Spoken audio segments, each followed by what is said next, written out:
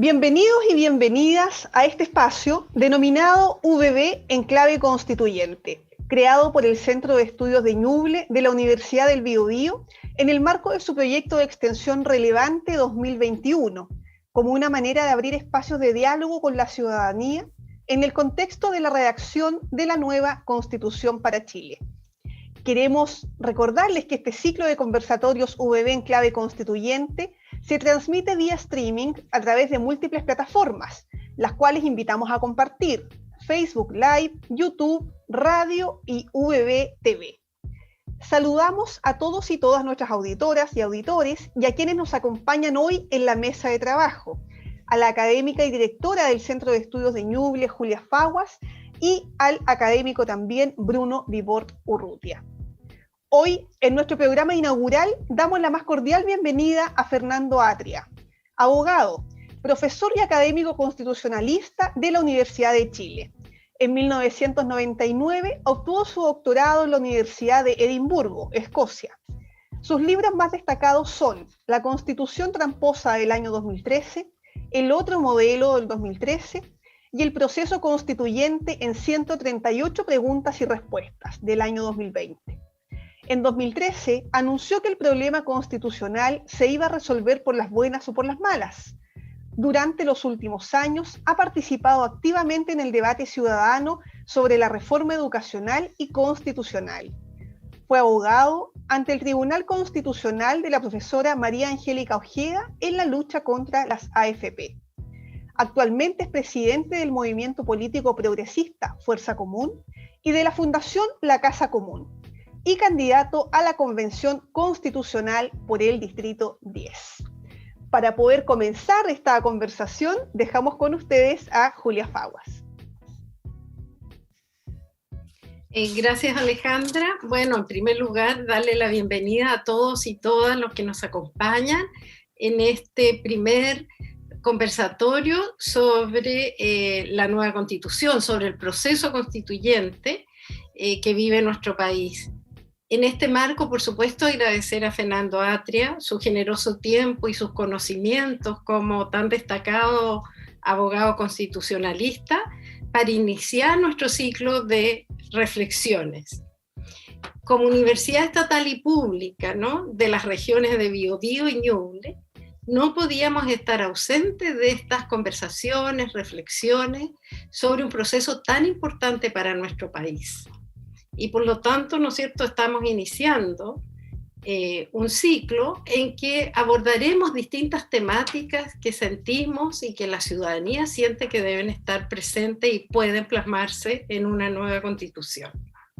En este contexto, entonces, quisiera preguntarte, Fernando, que nos ilustres respecto a cuáles contenidos más importantes son imprescindibles y pueden efectivamente estar en esta nueva constitución o en una constitución.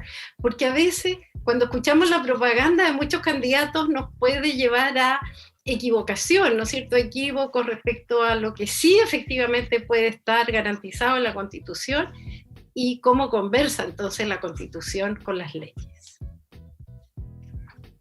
Hola Julia, hola Alejandra, hola Bruno.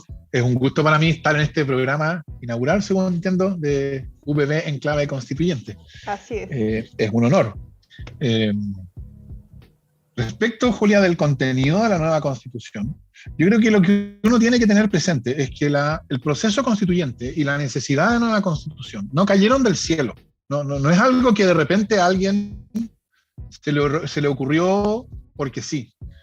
El proceso constituyente y entonces la necesidad de nueva constitución es la respuesta a una crisis política profunda que yo creo que hay hoy día en Chile. O sea, hoy día, en mi opinión, la profundidad de la crisis de legitimidad de las instituciones políticas es inédita. No sé si en algún momento de principios del siglo XX puede haber habido algo parecido, pero en el lapso políticamente relevante yo creo que nunca habíamos visto nada parecido a esto. Y eso no es casualidad, yo creo que eso es el resultado de un proceso largo de deslegitimación, que yo creo que tiene por lo menos 15 años, porque yo fijo su momento de inicio en el 2006. justo después de que se suponía que el problema constitucional había quedado solucionado con la reforma de 2005, irrumpe el primer movimiento social con fuerza suficiente para tener un impacto directo en la agenda política, que fue el movimiento secundario de ese año, llamado por la prensa Pingüino. Y desde entonces hemos tenido una sucesión de movimientos que de hecho han ido cambiando hasta de tema, ¿no? Educación, estudiantes secundarios, el 2006, Hidroaicén primero el 2011, después estudiantes universitarios el 2011, después Nomás AFP el 2016, después Mayo Feminista el 2018 y después Estallido el 2019. Yo creo que la nueva Constitución tiene que primero ser medida por su aptitud para ser una solución a esa crisis institucional. Yo creo que esa crisis institucional, la manera en que yo la describiría, es que producto de este largo proceso de deslegitimación, yo creo que hoy día la idea de representación democrática, la idea de que la política institucional representa al pueblo en algún sentido suficientemente significativo, esa es una idea que no tiene ninguna realidad en la experiencia de las personas. Eso es mero discurso. Y por eso entonces la deslegitimación. Y entonces la primera condición de la nueva Constitución, creo yo, para que esté a la altura del desafío o de la altura del problema que necesita solucionar, es que ella constituya, configure, cree de paso a una forma política en que la política institucional sea vista por el pueblo, por ciudadanos y ciudadanas, como la medida de su empoderamiento, como la medida en que tiene formas de decidir y que las decisiones fundamentales sobre si va a haber una AFP, cómo va a ser el sistema educacional, cómo va a ser la policía, cuál es la descentralización territorial que el Estado chileno tiene que tener, qué relación hay entre el Estado chileno, entre el Estado y los pueblos originarios, etcétera, que esas decisiones son decisiones que en definitiva le corresponde tomar a través de sus representantes a la ciudadanía. Pero ese a través de sus representantes tiene que significar algo que sea compatible con que la decisión la toma la ciudad. Eso supone una forma política distinta, porque la forma política de esta Constitución existe para neutralizar la política, precisamente, que a su vez supone una legitimación adicional por formas participativas. Ese, diría yo, es el primer conjunto de temas, que es configurar una política institucional legitimada.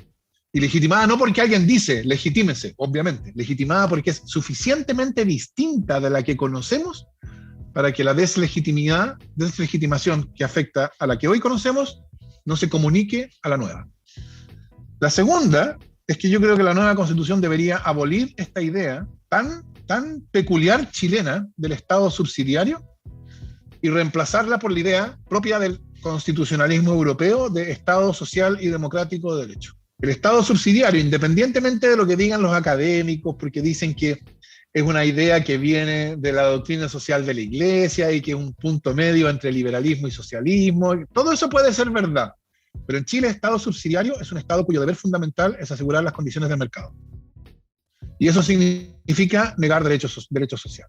Porque los derechos sociales precisamente suponen organización de ciertas esferas, salud, educación, seguridad social, con un criterio distinto al criterio de mercado, un criterio igualitario de ciudadanía. Un Estado que se hace cargo de realizar derechos sociales en ese sentido es un Estado que no es subsidiario, es un Estado social. Y tercero, la nueva Constitución tiene que pronunciarse respecto del Estado y la economía. Y ahí creo que hay dos cuestiones centrales. La primera es que el contenido económico de los recursos comunes debe ser recuperado para lo común. Hoy día la Constitución actualmente vigente dispone que el Estado tiene el dominio absoluto, irrenunciable e imprescriptible sobre todas las minas. Y sin embargo, buena parte de la minería es privada y es apropiada privadamente su contenido económico. Eso creo yo es una cuestión que la nueva Constitución tiene que solucionar. Lo mismo ocurre con el agua. El agua es un bien nacional de uso público, en principio es tan público como las calles y las plazas, pero en los hechos hay apropiación privada del agua. La apropiación privada del contenido económico de los recursos públicos es algo que la nueva Constitución, yo creo, no puede tolerar.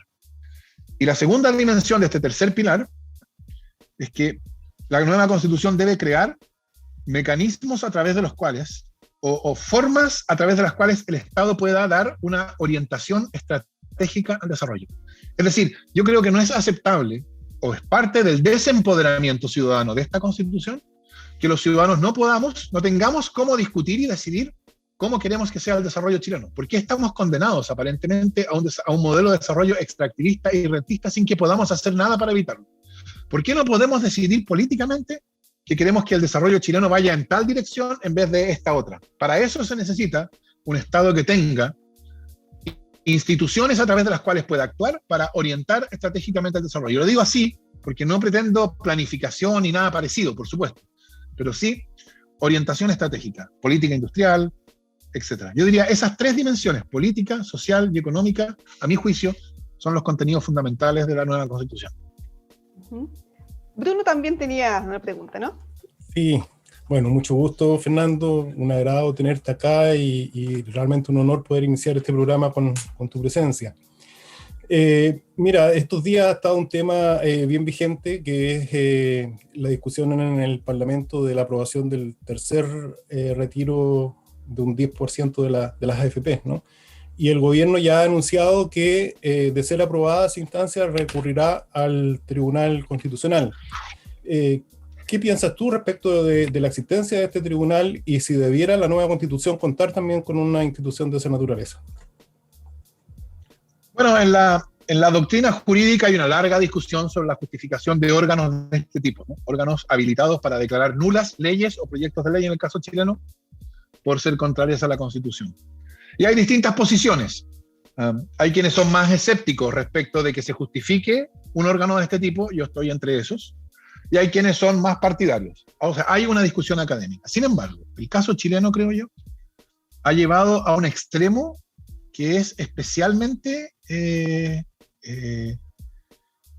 agudo en su transformación en algo que en los hechos funciona como si fuera una tercera cámara. De hecho, un buen ejemplo es la decisión que el tribunal dio a propósito de la impugnación de uno de los proyectos de ley que autorizaba el segundo retiro, en que el tribunal declaró inconstitucional una reforma constitucional por contravenir el texto de la Constitución, lo cual es absurdo. Es decir, es como declarar ilegal un proyecto de ley que cambia un plazo que hoy día es de 7 años y lo pasa a 10 años, porque claro, es contrario. Obviamente 10 años es distinto que 7 años y eso haría ilegal a ese proyecto de ley. Un proyecto de ley no puede violar la ley, porque si contiene un contenido distinto que la ley, cambia la ley.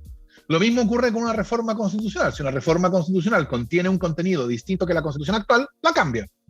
Por lo tanto, la idea de una reforma constitucional inconstitucional por su contenido es una idea sin sentido. Pero eso no le hizo mella al Tribunal Constitucional. El Tribunal Constitucional tenía una misión. Su misión era decidir la cuestión desde el punto de vista del interés de la bancada mayoritaria, y eso hizo. Y ahora el presidente, entiendo que ya anunció que ya fue, o sea que ya fue presentado el requerimiento al tribunal por el tercer retiro. Y yo creo que eso va a ser un costo bien alto para el gobierno y para el Tribunal Constitucional. Desde el punto de vista del Tribunal Constitucional, porque recordemos que además de comportarse como una tercera cámara, de modo cada vez más evidente, además de eso, el tribunal está envuelto en una serie de otras situaciones totalmente impresentables para un tribunal, ¿no? O sea, hay investigaciones en la Fiscalía respecto de distintas actuaciones que tienen que ver con casos, hay sumarios administrativos por abuso laboral, hay acusaciones de allanamientos ilegales en las oficinas del tribunal autorizados por la presidenta del tribunal. Que ese tribunal vaya a tomar una decisión respecto del tercer retiro, yo creo que si en caso de acoger ese requerimiento se acerca al suicidio institucional. Y entonces se va a plantear la pregunta de qué es lo que tiene que hacer la nueva Constitución respecto de esto. En términos, por así decirlo, académicos, mi opinión es que no debería haber un órgano de este tipo. Yeah. Pero yo anticipo que probablemente en la convención sí va a haber ánimo de que haya algo que cumpla una función similar. Y yo creo que en todo caso hay mucho espacio para configurar, aunque yo sería partidario de que no existiera, yo creo que hay mucho espacio para configurar un órgano que cumpla funciones en algún sentido similares, pero que lo haga de un modo tan considerablemente distinto y que esté estructurado de un modo distinto y que tenga competencias tan distintas que sea suficientemente distinto de este, que yo creo que ha terminado siendo tóxico para la democracia. Bien.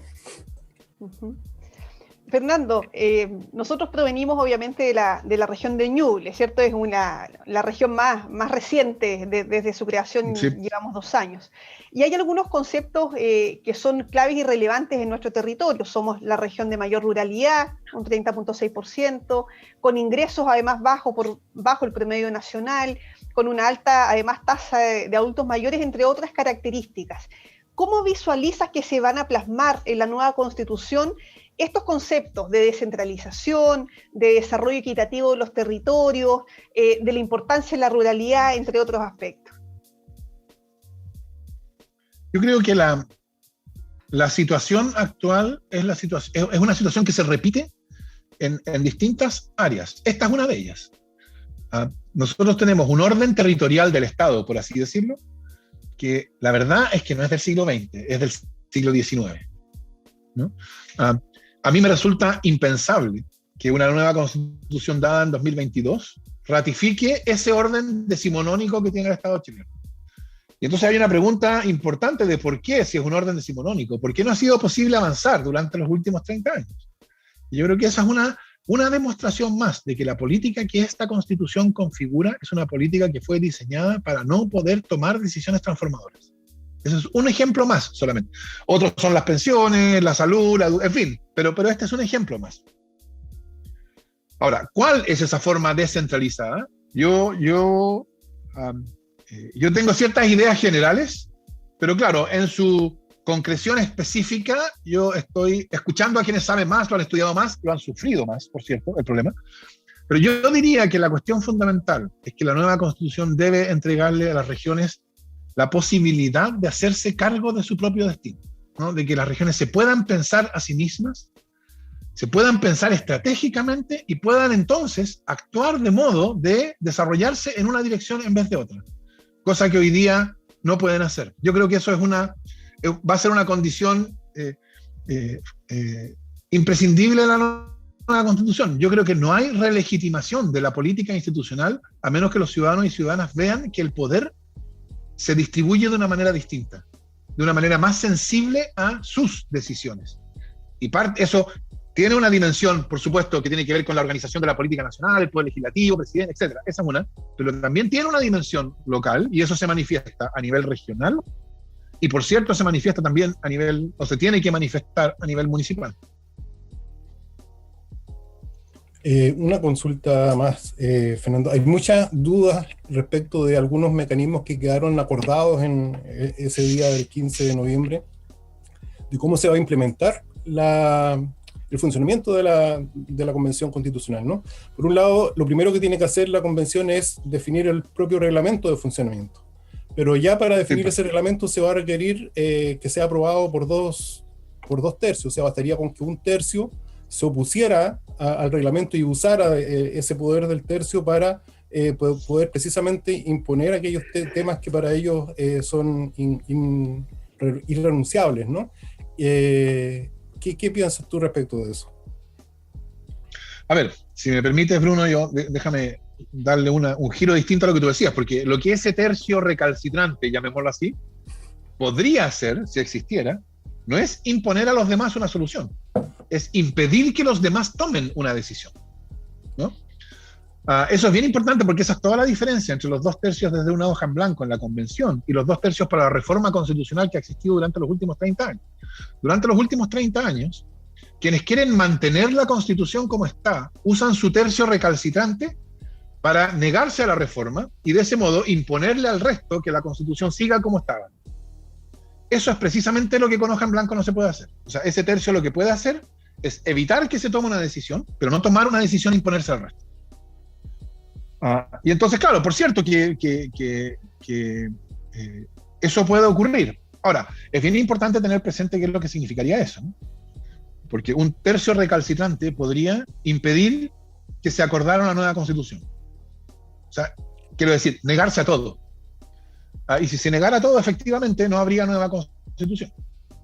Pero yo creo que pensar que eso va, o sea, quien piense que eso nos llevaría a volver en paz y tranquilidad, a vivir bajo la Constitución del 80, que ya fue desechada por el pueblo con 80%, o sea, yo creo que el que piense eso vive en un mundo de fantasía. Si el proceso constituyente fracasa, y esa es una hipótesis, sería una hipótesis, por cierto, de fracaso, yo creo que la consecuencia va a ser una crisis política larga, más o menos parecida a la que vio surgir la Constitución del 25, que fue una crisis política que duró casi 10 años. De eso estamos hablando. Y yo creo, ¿sabes tú? Yo creo que esa hipótesis no le conviene a nadie. Entonces, cuando estemos, dependiendo del resultado de la elección, en la convención, yo creo que los convencionales se van a mirar a la cara y se van a dar cuenta que pesa una enorme responsabilidad histórica sobre sus hombros. Y que entonces todas estas, a mi juicio, bravatas, si no nos dan lo que queremos, vamos a rechazarlo todo y nos quedamos con la Constitución del 80, yo creo que se van a develar como bravatas. Por eso, yo creo que tiene mucho sentido discutir sobre cómo va a proceder la convención.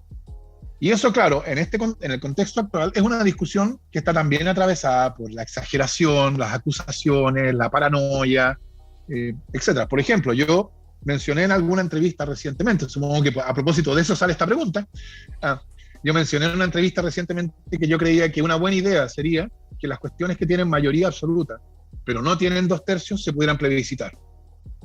Y me acusaron de estar saltándome las reglas. Lo cual es absurdo, por cierto, porque esa es una decisión, que se plebisciten esas cuestiones, que tendría que tomar la convención por 2/3. Es absurdo pensar que se salta las reglas el que propone cambiar las reglas conforme a las reglas. Entonces, claro, esa es la discusión sensata sobre cómo hacerlo, que hoy día todavía ni siquiera puede empezar. Porque todas estas propuestas son descalificadas de entrada. Pero yo creo que a medida que se acerque el proceso constituyente y a medida que veamos que a todos nos perjudica que el proceso constituyente fracase, se van a crear condiciones no para que desaparezca el desacuerdo, por cierto, pero sí para que haya una conversación un poquito más racional de la que hemos estado acostumbrados. Vale, gracias. Fernando, y en ese contexto, ¿cómo te imaginas que va a funcionar esta convención constituyente? ¿Cómo va a sesionar? ¿Cómo te gustaría que esto se realizara? Primero que fuera totalmente transparente. O sea, todas estas ideas de que vaya espacios deliberativos reservados en la convención, yo creo que son una receta para el fracaso, una receta para que el pueblo vea a la convención como una cocina más. Segundo, creo que, o déjame ponerlo en general, yo creo que cuando esté ocurriendo la convención, va a estar ocurriendo ahí lo que podríamos llamar la discusión institucional sobre la nueva Constitución. Pero al mismo tiempo va a estar ocurriendo otra discusión, una discusión social, que va a estar ocurriendo en todas partes, asambleas, cabildos, no sé, sindicatos, juntas de vecinos, etc. Y la pregunta central para la legitimación del proceso constituyente es ¿cómo se van a vincular estas dos discusiones? Si la discusión social se ve reflejada en la discusión institucional, entonces yo creo que vamos a tener la posibilidad de que nos demos una nueva constitución que solucione la crisis en que estamos, que constituya una nueva política, etc. Si la discusión social se separa totalmente de la discusión institucional y la discusión institucional corre por su cuenta, entonces la convención va a ser vista como un órgano más de la misma política que conocíamos y entonces no va a poder solucionar el problema. Y de eso depende, para que ocurra eso, para que la discusión social se vea reflejada en la convención, bueno, yo pensaría cosas como ya lo dije, transparencia. Transparencia no solo en el sentido de que la información sea accesible, en el sentido de que esté disponible en un sitio web, sino que también que sea presentada de un modo de incluir. O sea, una de las cosas que a mí me llama la atención de lo que uno escucha en las noticias habituales es que para entenderlas correctamente uno casi tiene que ser abogado. Y eso es absurdo. Eso, de hecho, deja a mucha gente fuera de la conversación. Yo creo que ahí hay una cuestión especialmente sensible, no habitualmente notada, pero muy importante, de cómo se va a comunicar, cómo se va a hacer un esfuerzo para incluir en la conversación, y entonces para usar un lenguaje que es inclusivo no en el sentido de género solamente, sino que es inclusivo en el sentido de que permite que otros participen. Y también que la convención reciba en audiencias a organizaciones sociales, que la convención salga a los territorios, que sea una convención itinerante, por ejemplo, que vaya a distintos lugares del país, que no se cierre solo en un lugar. O sea, que haga un esfuerzo constante de estar conectada a esa discusión social, porque ahí, creo yo, está la clave del éxito del proceso constituyente.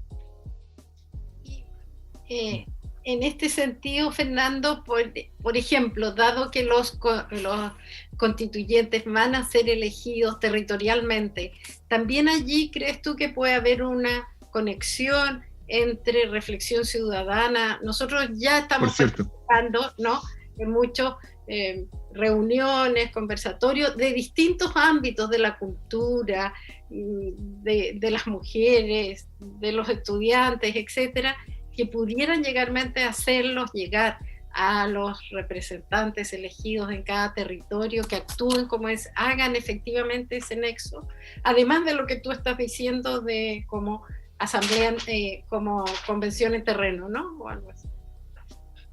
Muchas gracias, Julia, porque claro, yo normalmente nombro 4 y se me había nombrado solo los primeros 3, se me había quedado afuera el cuarto, ¿verdad? Transparencia, audiencias, convención en terreno, como dices tú, y rendición de cuentas de los convencionales, por supuesto. Que los convencionales vuelvan a sus distritos y participen en la discusión constituyente que va a estar ocurriendo, en la discusión social. Porque si los convencionales participan de la discusión social, son un vehículo de comunicación entre ambas. No el único, pero uno importante.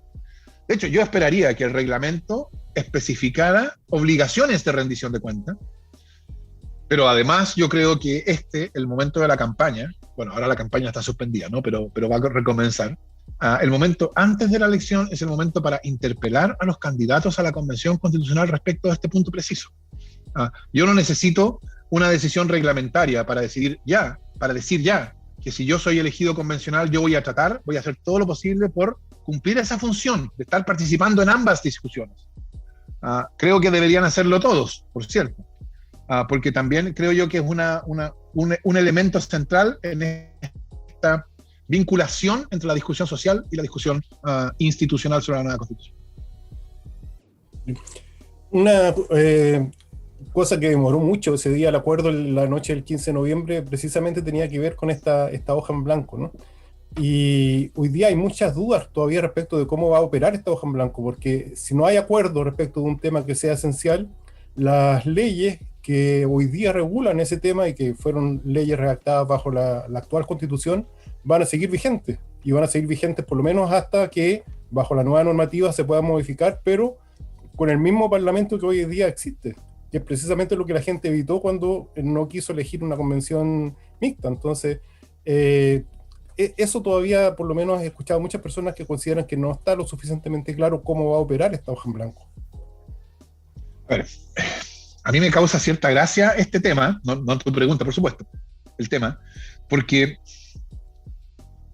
o sea, si a uno le dicen, vamos a darnos una nueva constitución por 2/3 de los votos, desde una hoja en blanco, yo pensaría que lo que voy a decir ahora es obvio, que para que cualquier cosa sea escrita en esa hoja en blanco, se requieren 2/3 de los votos. Que todo lo que no tenga 2/3 de los votos, no será escrita en esa hoja en blanco, ¿no? Y por consiguiente, que la nueva Constitución, digamos, que lo que no tenga 2/3 de los votos, no va a estar en la Constitución.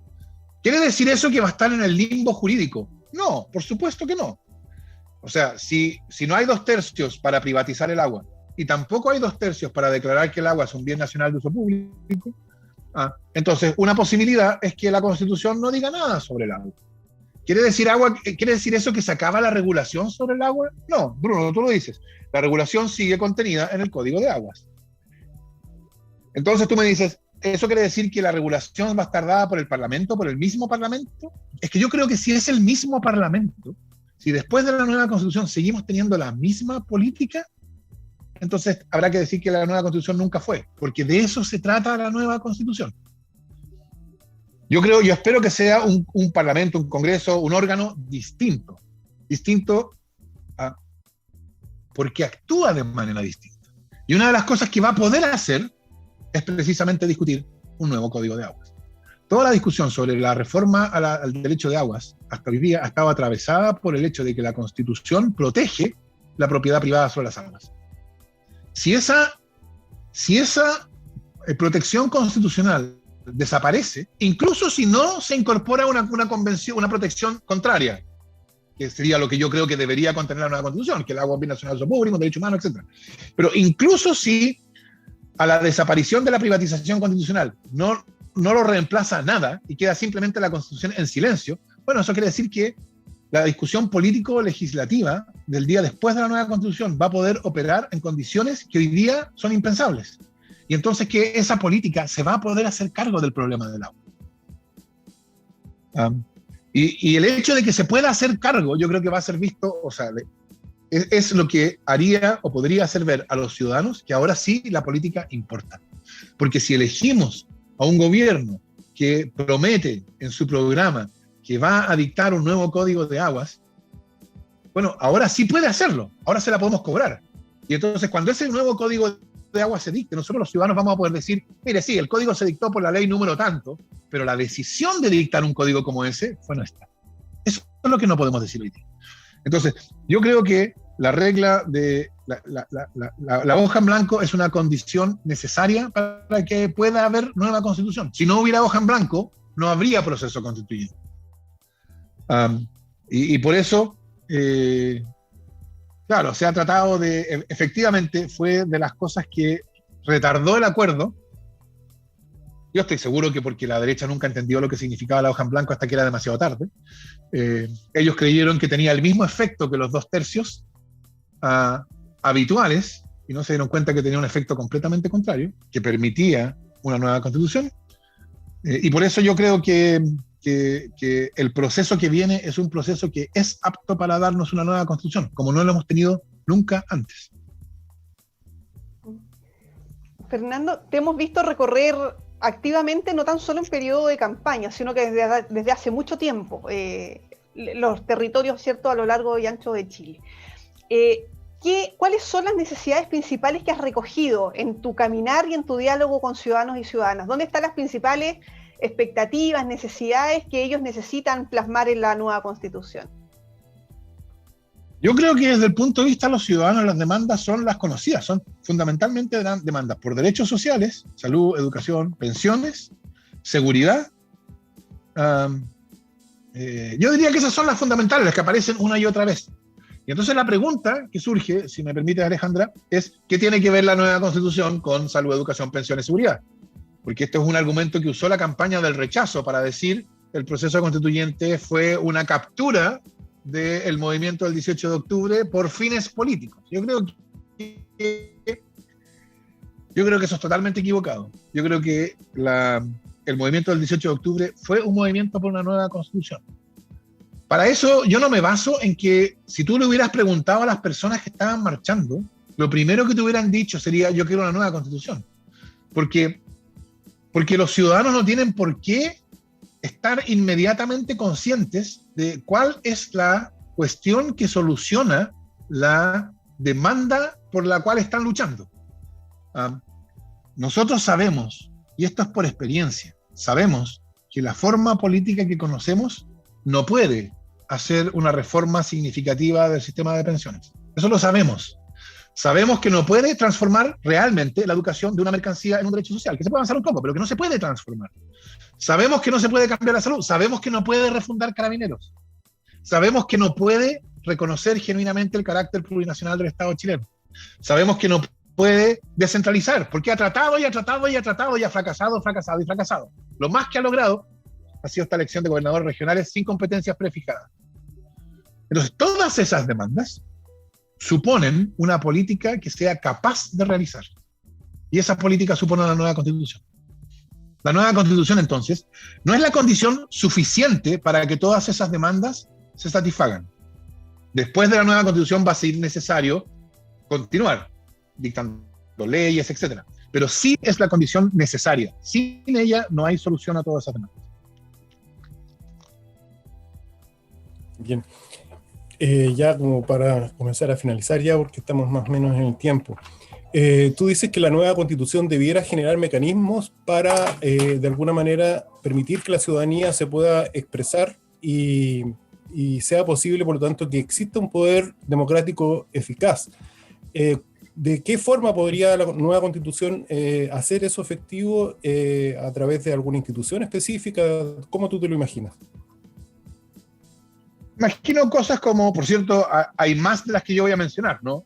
Esto es una discusión a la cual hay que estar abierta. Yo creo que yo la manera en que lo pondría, porque hay gente que dice que esos mecanismos tienen la finalidad de reemplazar la democracia representativa por la democracia participativa. Yo tengo una manera distinta de explicarlo. Yo creo que no puede haber democracia sin representación. Lo que yo creo que pasa es que lo que nosotros llamamos representación ya no representa, por lo que yo decía antes, porque esa idea representativa ya no tiene ninguna realidad en la experiencia de las personas. Entonces, en vez de desechar la idea de representación, yo diría, bueno, hagamos la realidad. Y entonces yo entiendo que esos mecanismos participativos cumplen la función de recuperar la idea de representación, que sea representación de verdad. Y entonces mecanismos, por ejemplo, como iniciativa popular, que permite que el poder de agenda no esté concentrado en la institucionalidad política. Plebiscitos revocatorios, pero sobre todo, porque se habla mucho de autoridades, y ahí hay algo que discutir, pero sobre todo de leyes. Imagínense ustedes que después de cómo nos enteramos cómo se dictó la ley de pesca, hubiéramos podido hacer un plebiscito para decidir si esa ley se derogaba o no. Eso le habría dado realidad a la idea de que la ley vale porque nosotros la queremos, ¿no? Entonces, un plebiscito revocatorio, la posibilidad de un plebiscito revocatorio haría que el Congreso tuviera siempre presente el hecho de que lo que hagan puede ser enmendado por el mandante, por el pueblo, ¿no? Y eso entonces podría tener un impacto bien significativo en la forma de operación de la política parlamentaria. A nivel más local, presupuestos participativos, etc. Yo creo que hay que buscar distintas posibilidades. Yo he mencionado 3, no me cabe ninguna duda que hay más, ¿no? De hecho, hay más. Y va a haber que considerarlas con una mentalidad abierta porque yo creo que para un país como Chile, restablecer la legitimidad de la política democrática es una condición sin la cual no va a haber desarrollo. Es muy importante que esa finalidad se consiga.